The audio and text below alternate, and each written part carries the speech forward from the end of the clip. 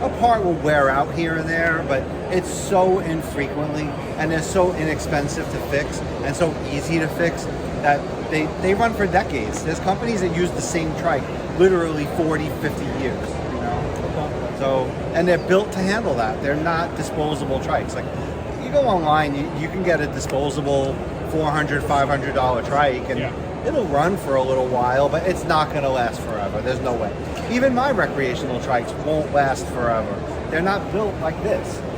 So for double the price, you get a trike that lasts quadruple or longer the time that a recreational trike will last. Okay, so like you've been in this business for a long time. Like, who's your biggest competitor, and why are you better than they are? So there's other companies that have tried to do industrial tricycles, and they'll loop them into that term, industrial tricycles.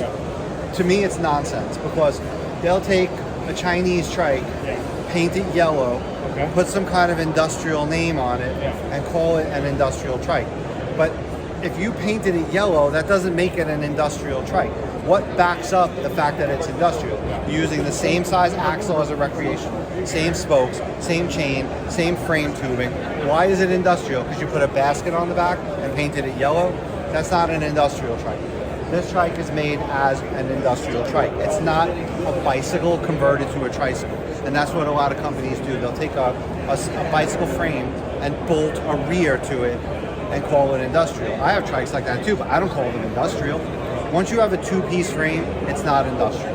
This is built as a tricycle frame, and there's really no other companies that do that. So that's why this is so much better than what other companies offer. They'll call them industrial. It's not. Yellow doesn't make it industrial.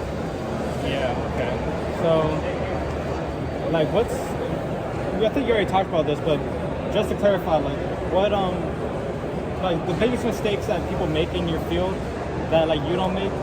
Like, is there anybody else that, like, does similar to what you do, like, actually makes an actual trike, but they still make mistakes in something else? I think other companies that have tried to be an industrial trike company fail. And one of the reasons they fail is they think the market's bigger than it is, and it's not easy to get in the door of a place like Ford or Boeing.